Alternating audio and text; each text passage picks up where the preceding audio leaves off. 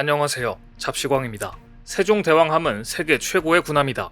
얼마 전 미국 CNN이 한국의 세종대왕함을 극찬하면서 위협적인 존재로 부상 중인 중국의 해군 전력을 견제할 수 있는 키는 바로 한국의 군함 건조 능력이 될 것이라고 분석했습니다. 현재 미국의 가장 큰 골칫거리는 중국의 해군력 확장입니다. 미 펜타곤은 중국 해군이 약 340척의 전함을 보유하고 있는 것으로 파악하고 있습니다. 미국은 300척 미만으로 알려져 있습니다. 그런데 심지어 중국 함대는 앞으로 2년 내 400척으로 증가할 것으로 예상됩니다. 이에 비해 미국 함대는 2045년까지 350척에 그칠 것으로 예상됩니다. 더 큰 우려는 중국이 대량 생산하고 있는 군함 중 일부는 미 군함보다 더 큰 화력을 갖게 된다는 사실입니다. 세계 최정상급 구축함으로 평가받는 중국의 055형 구축함의 경우 배수량이 12,000에서 13,000톤으로 미 해군 타이콘데로가급 순양함에 맞먹는 사양을 갖고 있습니다. 화력도 엄청나 함대공, 함대함 미사일을 발사할 수 있는 수직 발사관 112기를 장착하고 있습니다. 이는 미국의 최신형 알버레이크급 구축함을 능가하는 화력입니다. 문제는 이게 다가 아니라는 점입니다. 미 해군과 중국 해군의 격차는 앞으로 더 벌어질 것으로 예상됩니다. 중국이 그야말로 전함들을 쏟아내고 있기 때문입니다. 반면 이에 대적할 미국의 주몰트급 구축함 배치 속도는 너무 느립니다.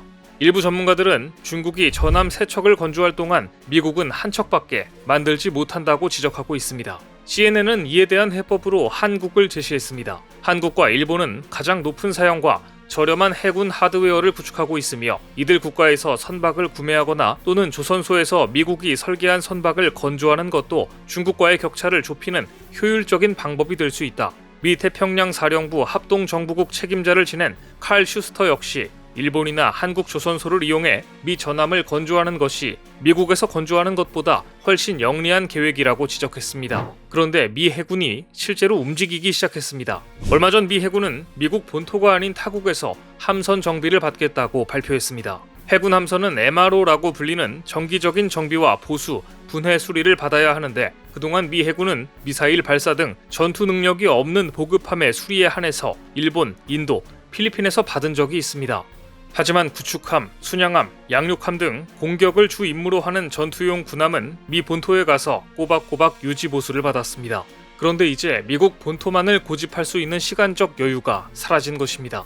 카를로스 델 토로 미 해군 장관은 중국이 2030년 440척 체제로 끌어올릴 것으로 보고 있으며 현재 함선 건조 계획대로라면 2052년에는 367척에 불과한 미국 측과의 격차가 더욱 벌어질 것이라며 우려했습니다.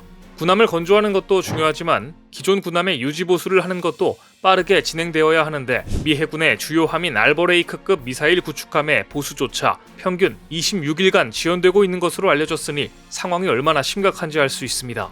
얼마 전 니케이는 미국이 함선 정비를 위해 일본에 손을 내밀었다는 내용을 전했습니다. 니케이는 미국 군함의 일본 조선소가 서비스를 제공할 수 있다면 1970년대 전 세계 조선업의 50%를 차지했던 일본 조선업이 다시 활성화될 것이라고 흥분했습니다. 그러자 일본 조선업계는 크게 환영하는 분위기입니다.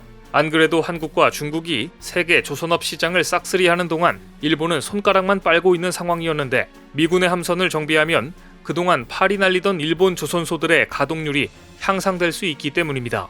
그동안 미군이 주로 미국 현지 조선소에서 군함의 유지 보수를 맡겨야 했던 가장 큰 이유는 미국 조선업계가 11만 개의 일자리를 갖고 있고 정치적 영향력도 막강한 단체이기 때문입니다. 하지만 지금 중국의 함선 증강이 현실적인 문제로 떠오르면서 미국 내에서조차 이대로 있어서는 안 된다는 전례 없는 위기감이 확산되고 있고 그래서 미 해군은 결단을 내리게 된 것인데요. 그런데 알고 보니 미 해군이 군함 유지 보수를 의뢰한 곳은 일본만이 아니었습니다. 미국은 함선의 유지 보수를 한국, 싱가포르, 필리핀, 인도에도 의뢰한 것으로 알려졌습니다.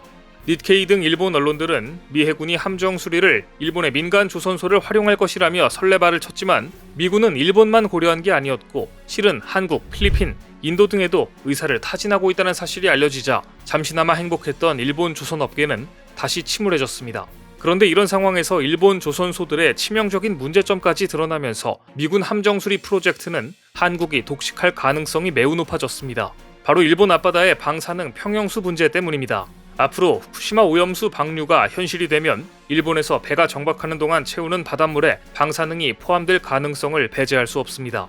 이것은 또한 미군 입장에서는 절대 허용할 수 없는 상황입니다. 한국 역시 이를 위한 대비책 마련에 고심하고 있습니다. 그래서 일단 가장 먼저 방사능에 오염됐을 가능성이 높은 선박 평형수를 1시간 내 신속 검사하기로 했습니다. 해양수산부는 오는 22일부터 일본 후쿠시마 인근 6개 현에서 주입한 뒤 국내에 배출하려는 선박 평형수에 대해 이동형 방사능 측정 장비를 활용한 1시간 내 신속 검사를 하기로 했고, 부산, 울산 등 전국 6개 항만에서 시범으로 시행하기로 했습니다.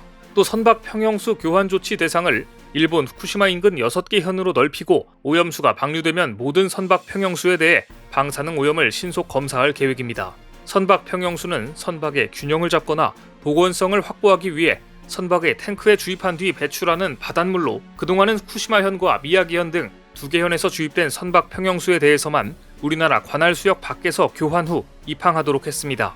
나머지 4개 현은 방사능 농도 검사만 진행했습니다. 하지만 이제 그렇게 할 수가 없게 된 것입니다. 이번 조치는 선박 평형수에 의한 오염수의 국내 유입을 원천 차단하기 위해 선박 평형수 교환 조치 대상을 6개 현으로 확대한 것으로, 앞으로 해수부는 해당되는 모든 선박이 국내에 입항하면 먼저 교환 여부를 검증한다는 계획입니다. 방사능 평형수 문제도 있지만 근본적인 능력에서도 한국이 일본보다 앞섭니다. 한국은 군함 정비 능력은 물론 군함 제조 능력까지 갖추고 있기 때문인데요. 한국 기업들은 기회를 놓치지 않고 빠르게 움직였습니다. 한화오션이 최근 군함 유지보수 시장에 뛰어든 것입니다. 그리고 곧바로 군함 보수에만 한 해 18조 2천억 원의 예산을 쏟아붓는 미국을 첫 번째 예비 고객 명단에 올렸습니다. 미 해군은 과거 아시아 지역 조선소에서 유조선이나 보조함 등을 수리한 적이 있지만 구축함과 같은 군함을 수리한 적은 거의 없었는데, 한화오션이 미군을 예비 고객 명단에 올렸다는 것은 이미 미국 군함 유지보수 외주 계획을 입수하여 한 발 먼저 움직인 것입니다. 또 하나는 내친 김에 호주 방산업체 오스탈을 인수하기 위한 검토 작업에 들어갔습니다.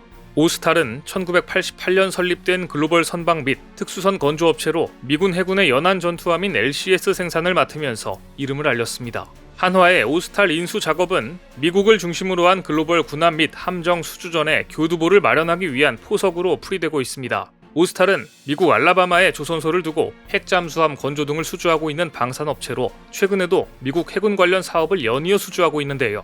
지난해엔 미국 해안경비대로부터 해안경비함 건조 공사를 수주했고, 미 해군으로부터 약 2천억 원 규모의 선박 2척에 대한 건조 계약 주문을 받았습니다. 만일 한화가 한화오션에 이어 오스탈 인수에도 성공한다면 두 회사가 군수함, 잠수함 등 방산 특수선 건조 분야에서 시너지를 낼 전망입니다. 이처럼 군함 유지보수 실력은 물론 미국 군함, 핵잠수함 건조 능력까지 갖춘 방산업체를 인수하려는 한국의 상황을 볼 때 사실상 미군 함정 수리 프로젝트는 한국으로 넘어온 것이나 다름없다는 전망이 우세합니다.